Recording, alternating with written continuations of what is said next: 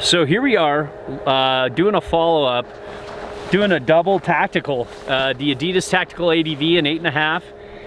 I did the review in 9 for the 2019 that you see up, so like to do a follow-up in the size that fits us. And like I say in every Adidas boot review, size down 1/2 size. It's not perfectly 1/2 size smaller, but it's more on the 1/2 size smaller than it is being closer to your size. So always go that way. Everybody always asks me, are you sure? Yes, I am sure. Grant? Are you sure? I'm sure.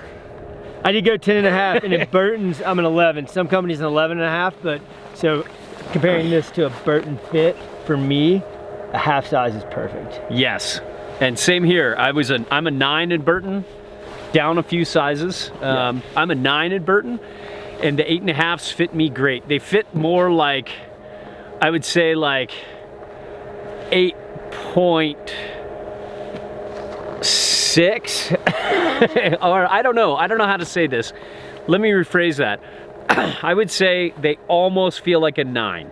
The 8.5s feel more like an 8.85 or something like that, where they're almost a 9, but actually I'm a true 9 on the Brannick scale. And like I went in and did the whole thing and, you know, checked out my foot length is a true 9, and my left is just like 8.9. It's almost 9. And I usually just put in a little foam in the heel, just like about that much, and then it fits like my right. Then these 8s fit me perfectly. They just barely touch the front when I'm standing straight up, and when I lean forward, they just barely not touch. And so it's perfect for me. I love the 8.5 fit, actually better than a Burton 9 fit, because I feel like it's just perfect once it packs out. And you're just getting started with these. Yep, I used SLX the last 2 seasons, which is a great boot. But so far, I think the quality of these, I mean, they seem really solid built. I like the outer a lot. It almost feels like an actual leather, even though it's synthetic. I like the minimal styling. That's a personal preference. But the feel is very similar in stiffness. Maybe marginally stiffer than the SLX from last year. Again, I've only used these today.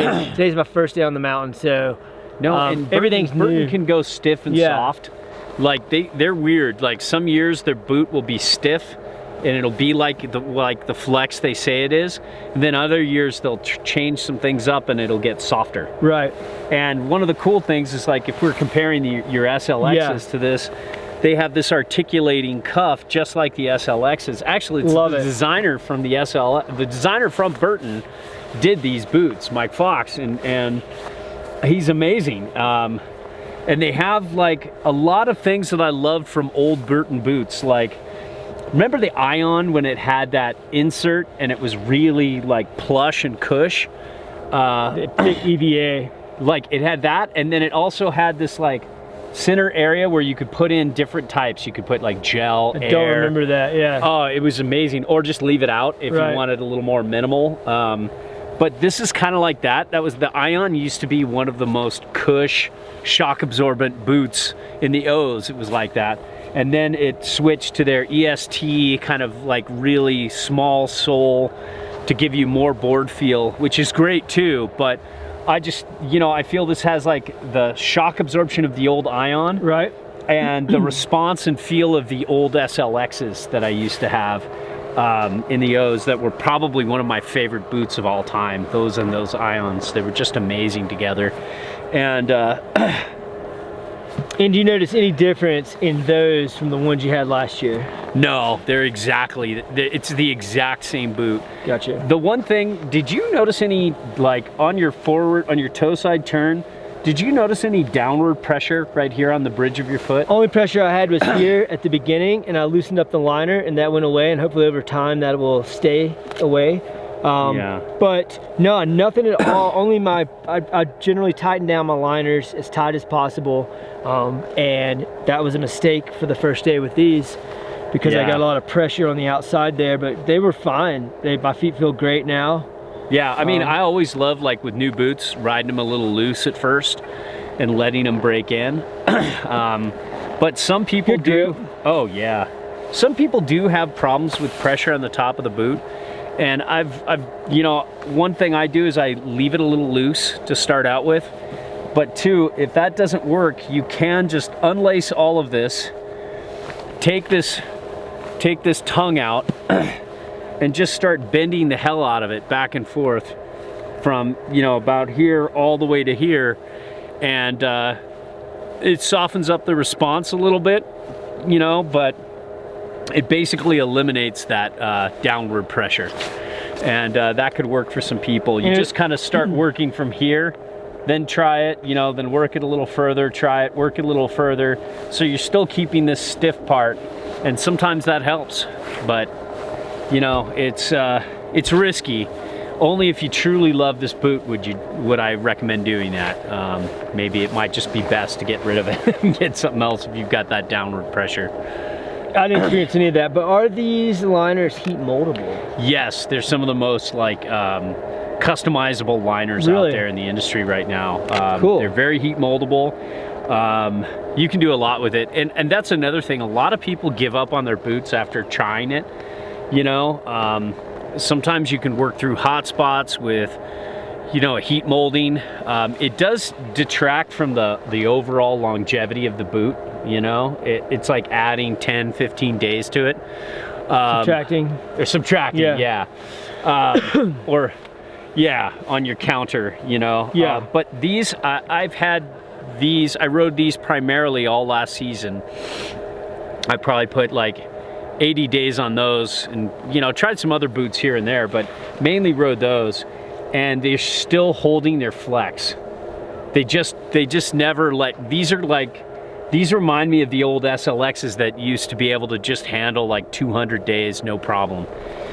They start to get fun at about 50 days. You know, you're like, gotcha. Wow. You know, so in a time like where the industry does so much for just giving you comfort day one, these might not have the day one comfort that a lot of other boot companies do, but they have that day 100 longevity. So it's always a toss-up between what you want to do. But if you ride a lot, or if you want to keep a boot for a really long time, you know, boots with articulating cuffs like this are amazing. The articulating cuff also just helps with, you know, just like forming around your foot and giving you good response and good turn initiation. It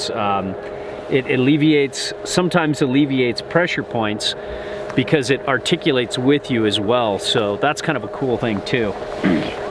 But, you know, we're gonna, almost the whole crew now on the Good Ride has the tactical ADV for a couple reasons. One, you know, we like this boot, we love its longevity, but two, we kind of want everybody to have the same boots so we're all having the same experience when we're on the same binding and same board. So it's just really apples to apples across the board. And also, God, this color looks great this year.